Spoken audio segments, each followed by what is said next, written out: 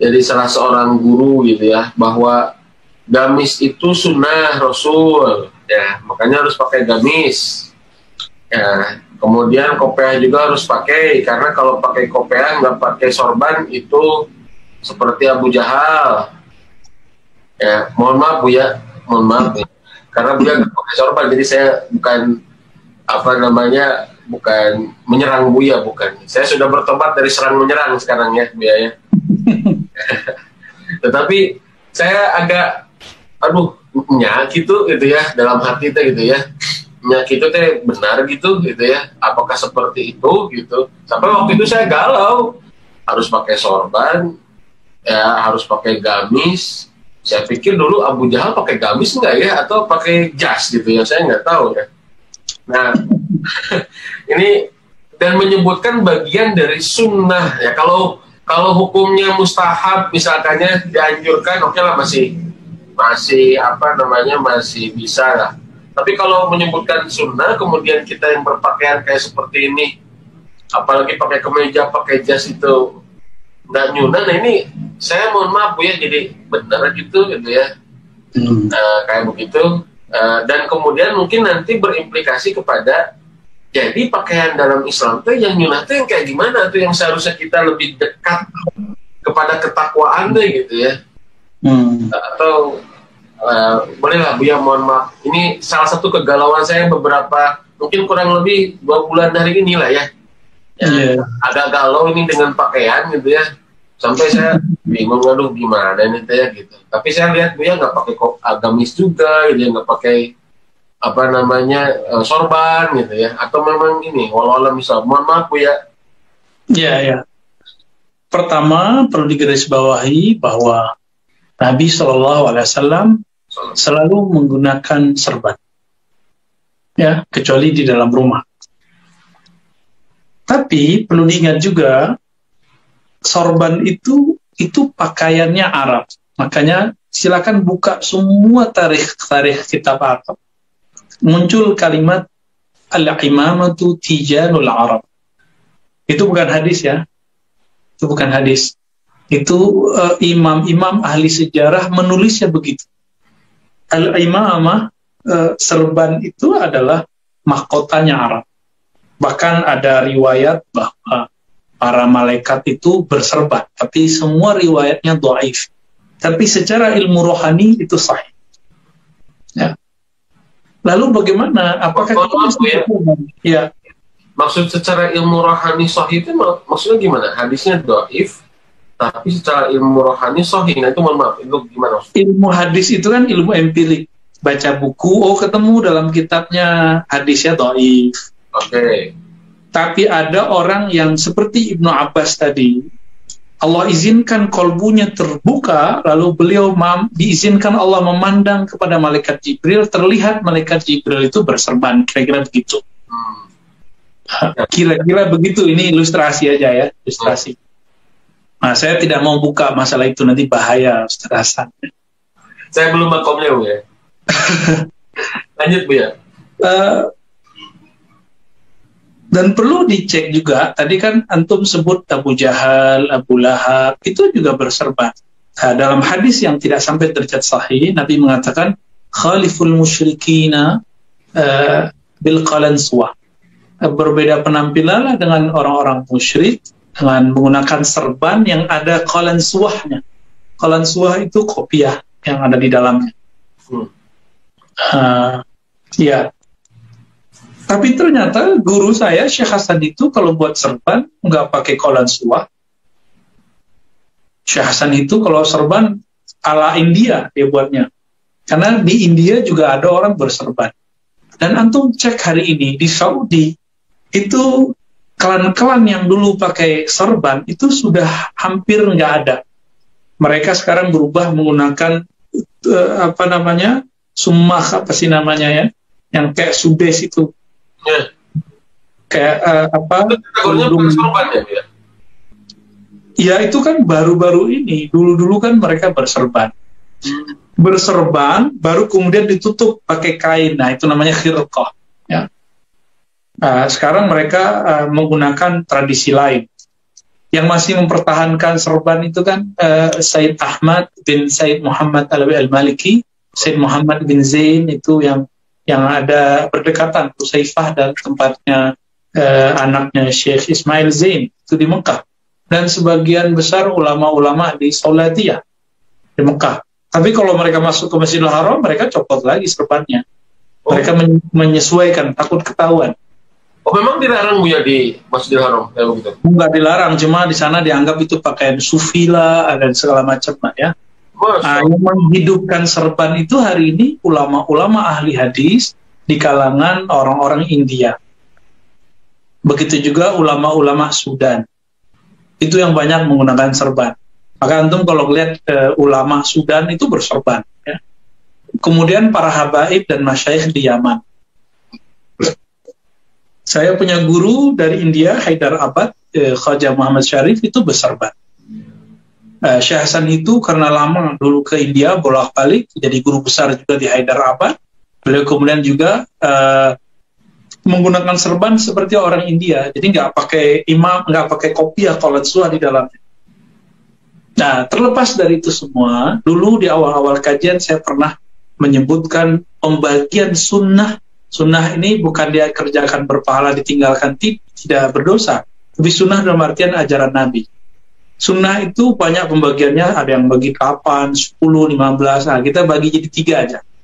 Sunnah yang wajib atau dianjurkan diikuti.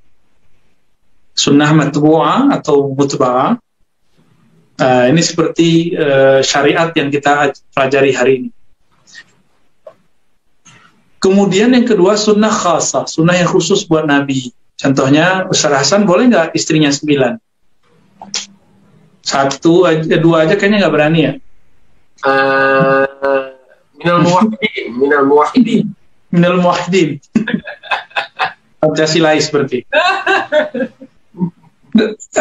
Nabi itu menikah lebih dari 4, itu khusus buat Nabi boleh. Nabi SAW kecuali nanti di akhir zaman ya, ketika laki-laki sudah sedikit, nanti satu laki-laki boleh menikahi 50 istri. Itu nanti perintah langsung dari Imam Daulah Al-Mahdi alaihissalam. Masya Allah. Nanti Ustaz Hasan kalau umur kita panjang ya, insya Allah. Masya Allah. Nabi itu pernah menikah, tidak perlu wali dan saksi.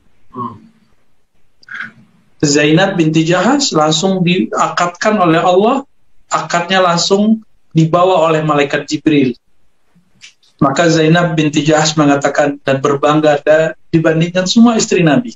Walaupun Khadijah lebih awal, Aisyah lebih sering Nabi kunjungi. Tapi apa kata Zainab binti Jahash? Akadku langsung dari langit. Ya. Kalau Ustaz Hasan menikah akadnya di langit itu nggak perlu saksi dan wali. Cuma kita curiga Ustaz Hasan ini kayaknya dajjal.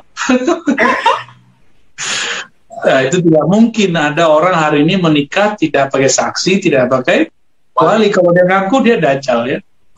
Dajjal teri. Dajjal yang asli kan nggak begini wajahnya. Jadi nggak ada itu ceritanya hari ini orang menikah tanpa wali dan saksi terus mengatakan, oh ini ada Sahih Bukhari, Kitabuz Zawaj, Kitabun Nikah. Jadi tidak semua hadis yang sahih dalam Bukhari Muslim boleh diamalkan. Nah ini contohnya. Kenapa ini masuk kepada sunnah khasah? Di dalam hadis itu nggak disebutkan. Ini khusus buat Nabi, nggak ada. Ini ulama yang menjelaskan. Oh, jadi kita mengetahui kekhususan itu dari ulama ya? Ulama, maka wajib ikut ulama. Jangan ubaru. Yang ketiga, sunnah yang disebut sunnah tradisi atau sunnah kebiasaan atau sunnah fisiknya Nabi. Nah ini banyak gitu ya.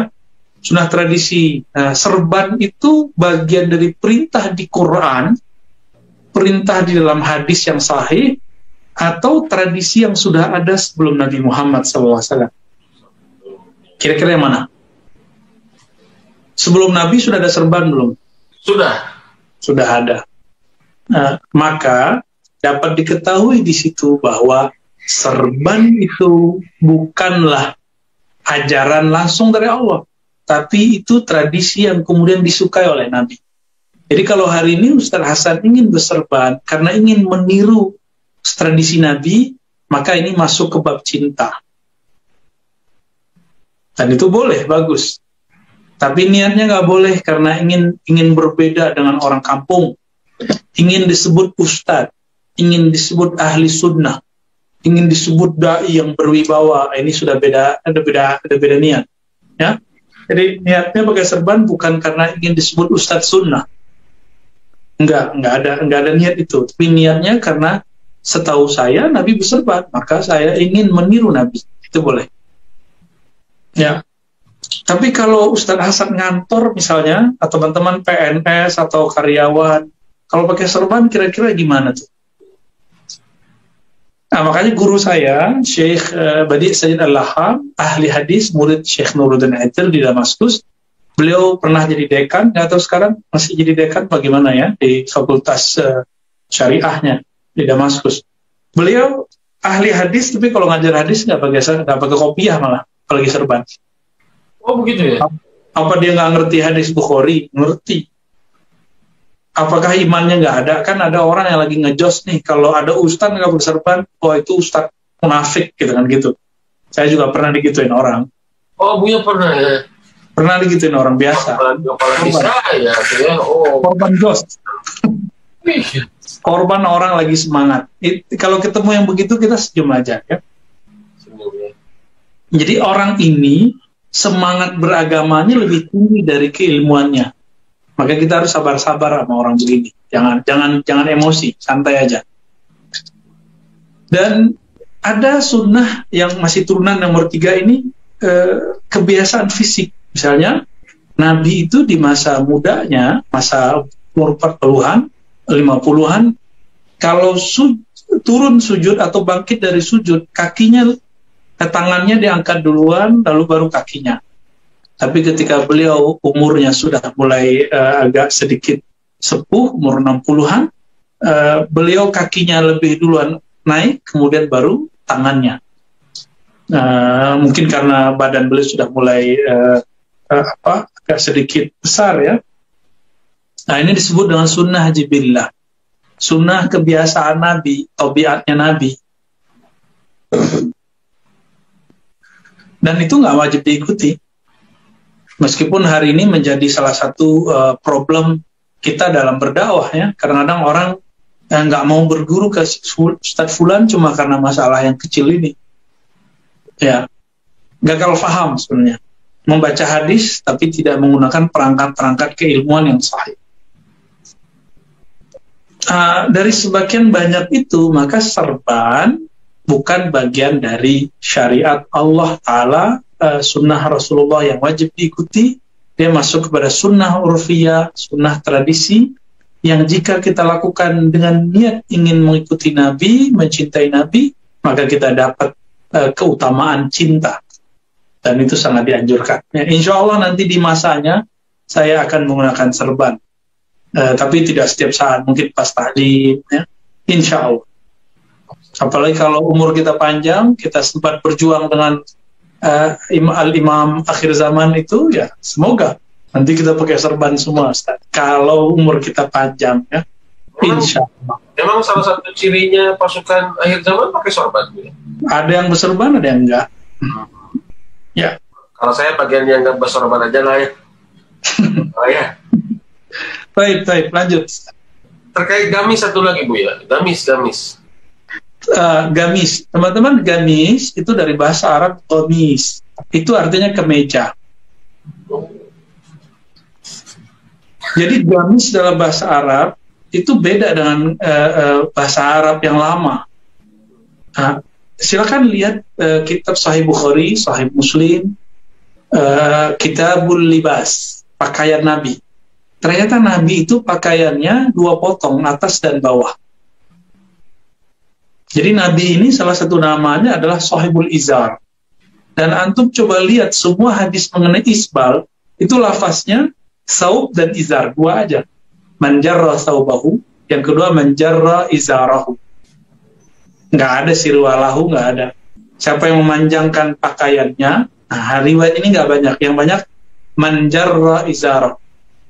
Nah, siapa yang memanjangkan sarungnya.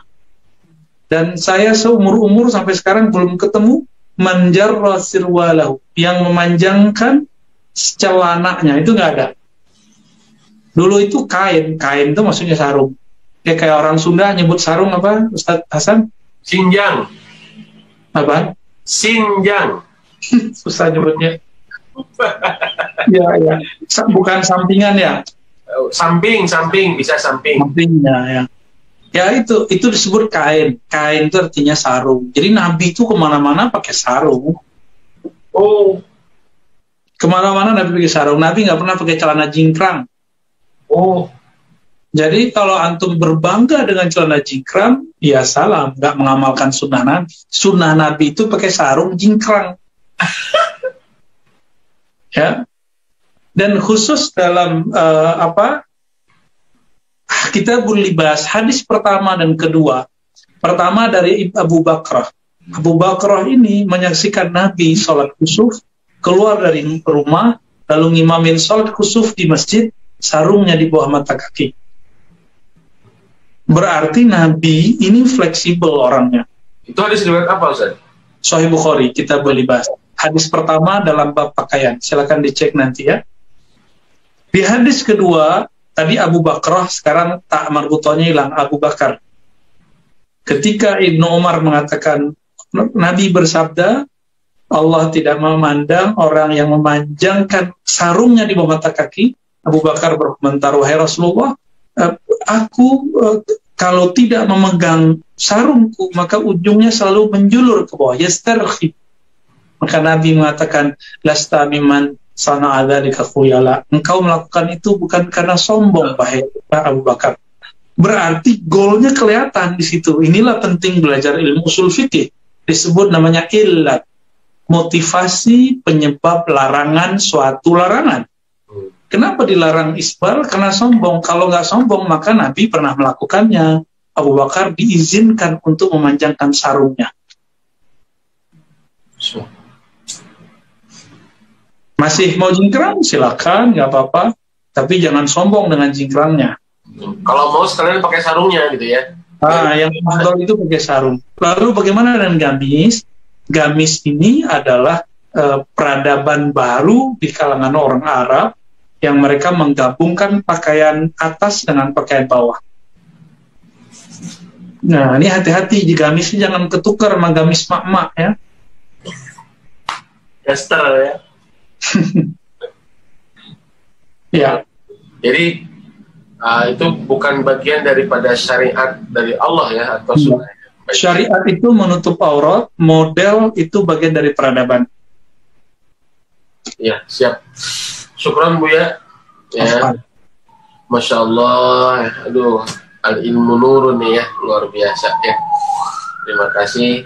Saya sebetulnya masih ada pertanyaan Bu ya. Tapi kalau saya yang nanya lagi kayak acara saya ini ya, bukan acara umum gitu ya. Jadi saya akan coba sekarang dari peserta ya. Baik.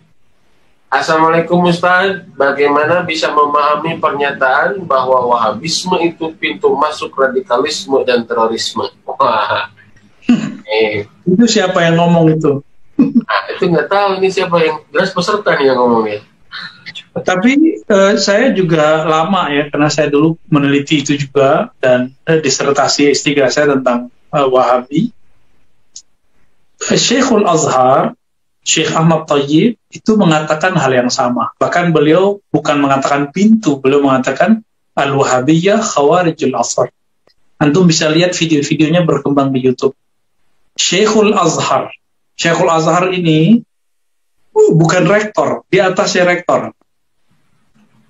Syekhul Azhar itu dia setara menteri lah hari ini. Jadi bahkan setara wakil rakyat di DPR, jadi bisa bersuara dan suaranya didengar. Kalau Syekhul Azhar mengatakan A, itu dipertimbangkan oleh negara.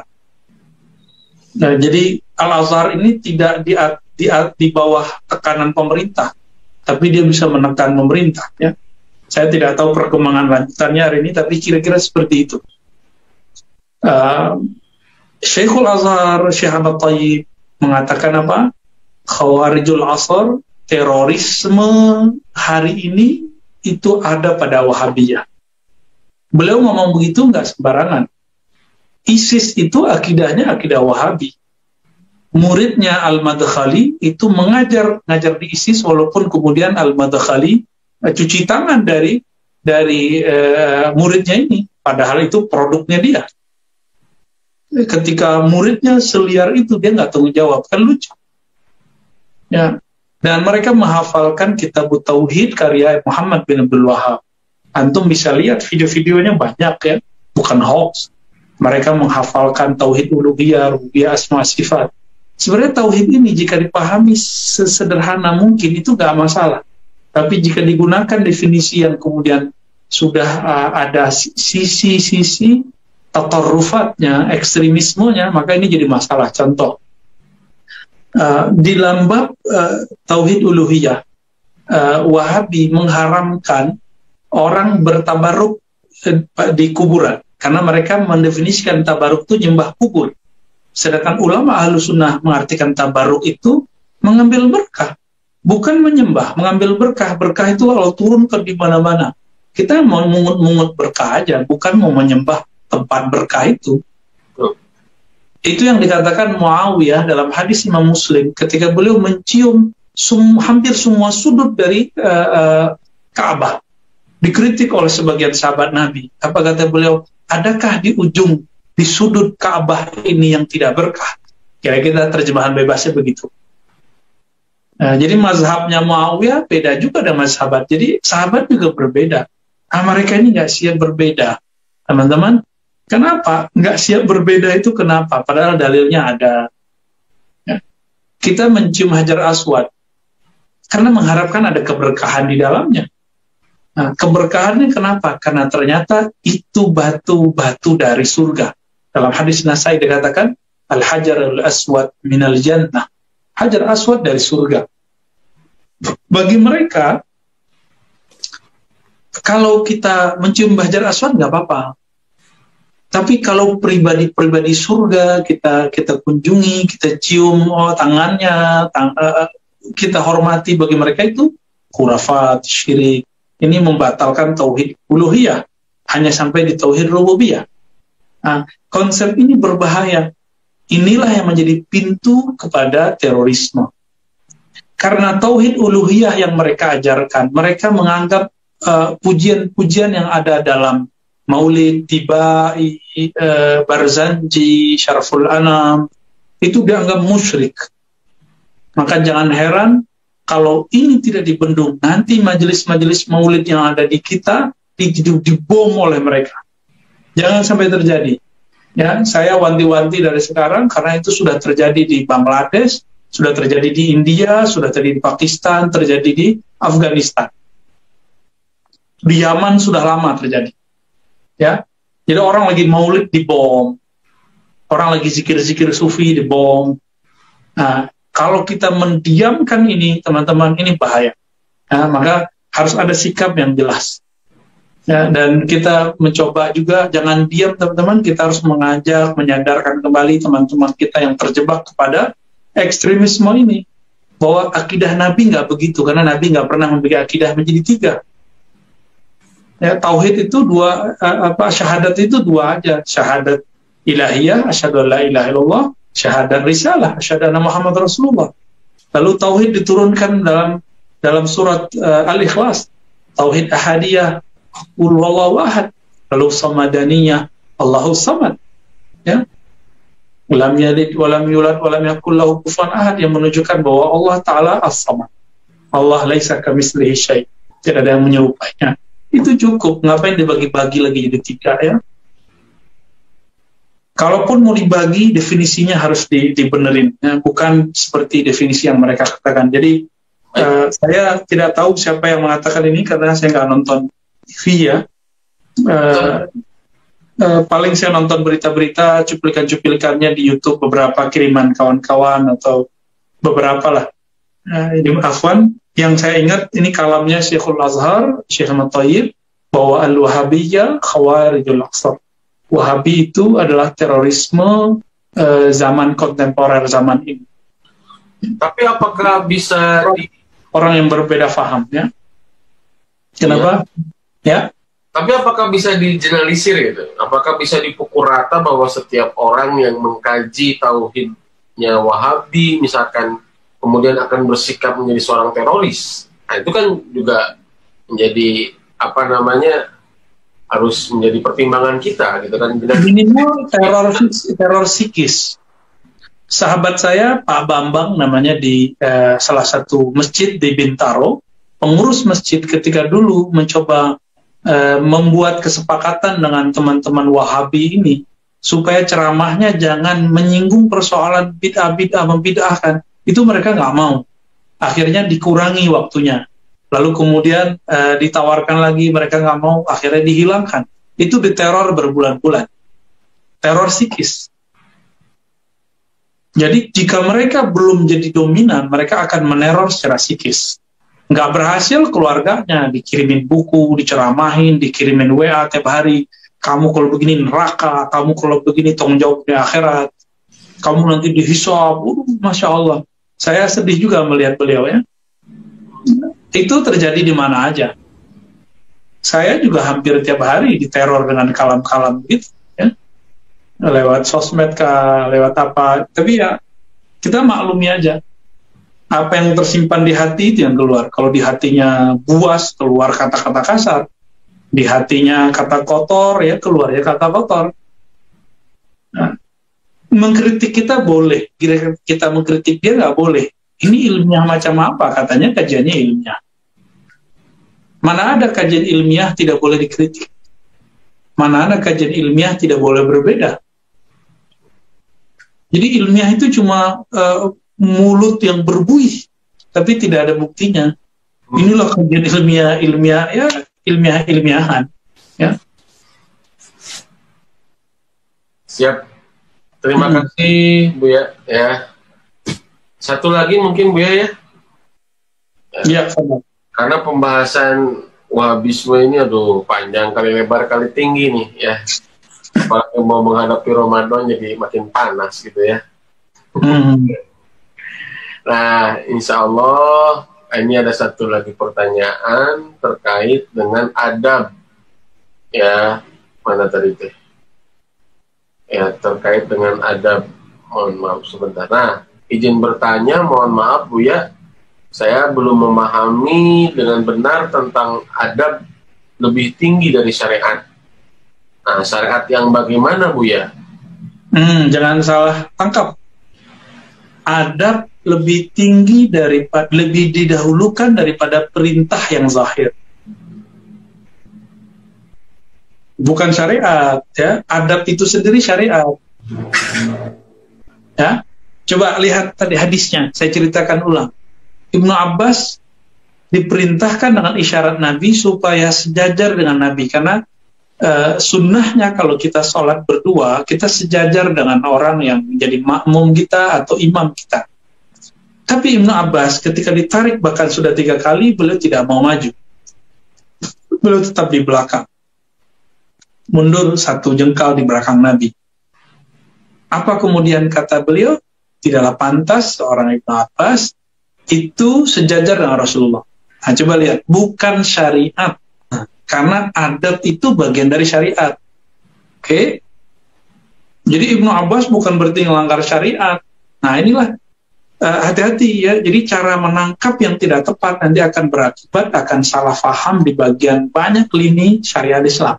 Contoh lain, Nabi SAW dalam hadis Bukhari dan Muslim juga pernah telat sholat asar, lalu beliau mengurus, ada orang bertengkar di bagian suku tertentu.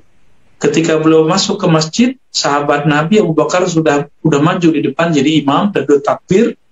Lalu ketika Nabi masuk, Nabi menerobos sampai ke saf ke depan, dan Nabi memberikan isyarat supaya Abu Bakar tetap di depan. Tapi Abu Bakar mundur secara perlahan-lahan, 1 langkah diam, 1 langkah jalan, begitu terus. Sampai kemudian, padahal Nabi kemudian memberi isyarat dalam sholatnya supaya tetap di depan. Akhirnya Nabi maju juga. Apakah Abu Bakar seorang yang melanggar perintah Nabi? Enggak, itu hadis Sahih Bukhari Muslim, dua-duanya Sahih Bukhari Muslim. Apa kata Abu Bakar ketika selesai sholat? Ketika ditanya Rasulullah, kenapa kau nggak tetap wahai Abu Bakar? Kenapa kau tidak sempurnakan jadi imam, wahai Abu Bakar? Jawaban Abu Bakar, masa pantas Ibnu Abi Quhafa, nah, itu beliau menyebut dirinya, lebih di depannya Rasulullah, di depan makhluk yang lebih mulia. Nah, ini bab adab. Jadi teman-teman, adab itu adalah puncak dari perintah itu sendiri.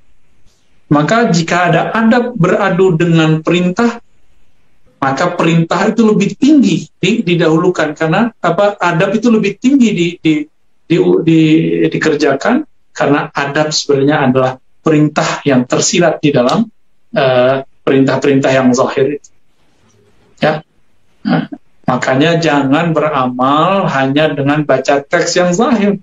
Wajib belajar usul fikih, wajib belajar ilmu qalbu, supaya kita bisa membaca satu teks, satu riwayat, satu hadis, satu ayat, tidak hanya berdasarkan harfiahnya, tapi juga bisa membaca yang ada tersirat di dalamnya, insya Allah. Jadi kalimat yang lebih pas itu adab lebih apa? Lebih al-adabu muqaddamun ala zawahiril amri. Adab lebih didahulukan, gitu ya? Ya, adab itu lebih didahulukan daripada zahirnya perintah. Oke. Karena perintah itu zahirnya ada yang basa-basi, ada yang asli perintah wajib. Jadi kalau orang ahli usul fikih mengatakan al-aslu fil amri lil wujub. Pada dasarnya perintah itu wajib.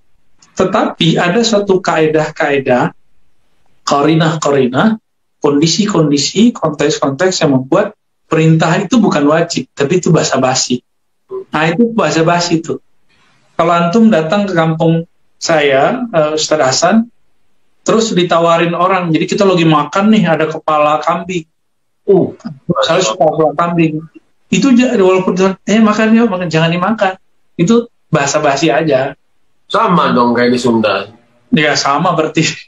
Tradisinya mirip-mirip, Pak. Artinya basa-basi walaupun bentuknya perintah itu tidak mesti dikerjakan. Nah, orang-orang kita ternyata punya pemahaman tentang perintah basa-basi. Orang Arab lebih dulu punya. Nah, makanya Ibnu Abbas ini paham, oh orang ini basa-basi, ya Nabi Muhammad basa-basikah gitu. Ya, kira-kira seperti itu. Nggak saklek gitu ya, merintahnya nggak saklek. Ya. Oh. Diajak kalau nambah, padahal itu nyuruh berhenti kan bisa jadi. Iya.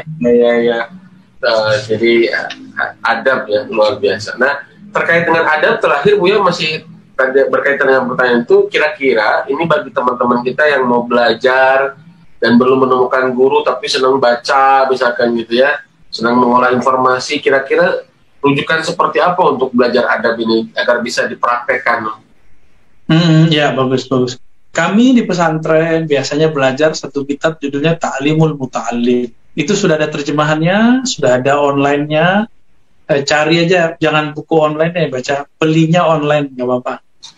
Coba beli, itu nggak mesti diamalkan semua, tapi itu bisa jadi perbandingan lah bagi kita bahwa, oh ada loh panduan adab seorang penuntut ilmu.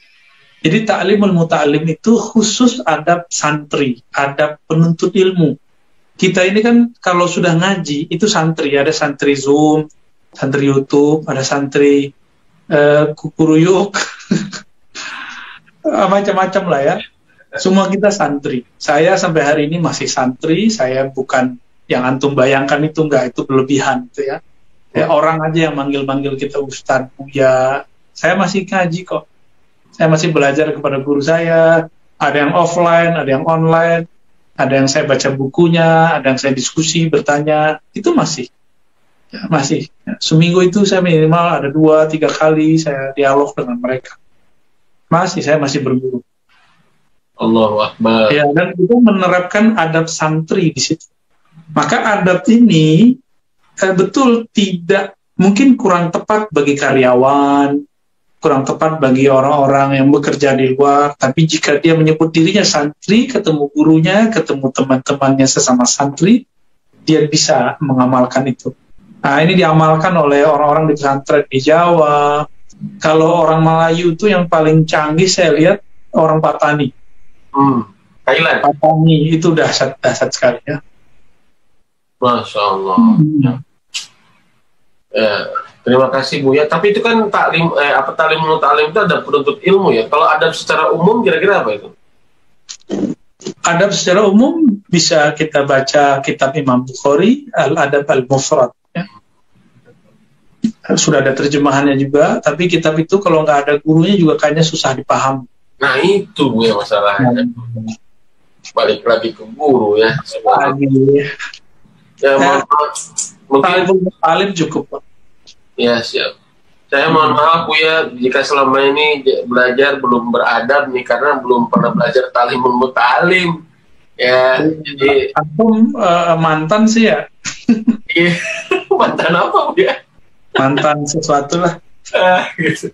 Jadi aduh ya Allah merasa mohon maaf nih jika kurang adab gitu ya. Suul adab mohon dimaafkan Bu ya. Ya insya Allah saya doakan saya minta doanya ke Buya supaya bisa menyelesaikan belajar taklimul mutalim ke guru yang lain gitu ya insya Allah. Ya. Biar saya bisa lebih beradab lah menghadapi para guru ya. Insya Allah orang-orang di Nusantara, baik Indonesia, Malaysia, Singapura itu kalau mengikuti adatnya itu sudah mengamalkan sebagian dari taklimul mutalim. Oh gitu ya Bu ya? Ya, cuma sekarang kan itu dianggap syirik oleh mereka, dianggap bid'ah oleh mereka yang tidak paham. Nah itu masalahnya saya tidak suka ikut adat. Padahal adat itu diambil dari ini, adat yang bersesuaian dengan syariat ya pastinya. Ya, oke. Siap. Terima kasih Bu ya, mungkin ada kata kalimat penutup buat menutup kajian kita malam ini. Baik. Teman-teman dimulakan Allah dimanapun berada, mari kita sama-sama membenahi diri, memperbaiki adab, tapi semua itu bersumber dari dalam kolbu, maka perbaikilah kolbu. Jika kolbu benar, maka semuanya akan menjadi benar. Jika kolbu bercahaya, maka wajah akan bercahaya. Jika kolbu beradab, maka badan fisik kalam ini akan beradab. Saya juga sedang memperbaiki diri saya sendiri. Kalau jika ada salah kurang, ada kekurangan di sana sini, juga saya minta maaf dan saya minta ampun kepada Allah SWT untuk diri saya sendiri dan antum semua. Semoga Allah mengampuni kita. Ghafarallahu lana wa lakum wa satara auratana wa satara uyubana wa uyubakum. Nas'alullah afwa wal afiyah walhamdulillah rabbil alamin. Demikian, subhanakallahumma wa bihamdika asyhadu an la ilaha illa anta astaghfiruka wa atubu ilaik. Assalamualaikum warahmatullahi wabarakatuh. Waalaikumsalam warahmatullahi wabarakatuh. Syukran Bu ya. Afwan. Baik teman-teman, alhamdulillah jazakallahu khair kepada Gurunda Buya Dr. Ar-Razi Hashim hafizahullah yang pada kesempatan malam ini sudah membersamai kita bareng-bareng belajar, dan alhamdulillah kurang lebih ada 60 lebih yang ikut kajian kita di malam ini. Mudah-mudahan tidak mengurangi semangat kita untuk terus belajar ya hadis arba'in ini kepada beliau ya. Dan saya mengingatkan juga teman-teman yang mau hafalan murojaah dapat sanad dari beliau minimal menyetorkan 10 ya untuk disetorkan kepada Buya, dan insya Allah mendapatkan sanad hadis arba'in ya. Saya terima kasih atas kehadirannya ya. Tidak bisa berpanjang lebar, pengennya silaturahim gitu ya, mumpung ya ada 60 orang gitu ya, bisa ngobrol ke sana kemari ngalir ngidul gitu ya, di mana wae gitu ya yang hadir itu. Tapi dengan segala keterbatasan kita udah malam nih ya, mudah-mudahan anda juga selalu diberkahi oleh Allah, dijaga. Mohon maaf tidak semua pertanyaan saya bisa membacakannya karena memang keterbatasan waktu ya. Tanpa mengurangi rasa hormat, gak usah kecewa ya. Kalau anda kecewa berarti anda gak ikhlas ya, ikhlasin aja ya. Gitu ya. Ya, teman-teman sekalian, hatur nuhun ya, mudah-mudahan bermanfaat. Terima kasih kepada kru Mim Foundation yang sudah support kajian kita malam ini. Mudah-mudahan jadi asbab hidayah, amal kebaikan sebagai qadar hasanah, pinjaman yang baik nanti untuk bisa dibawa di akhirat atau bekal untuk kita memasuki keselamatan akhirat. Terima kasih.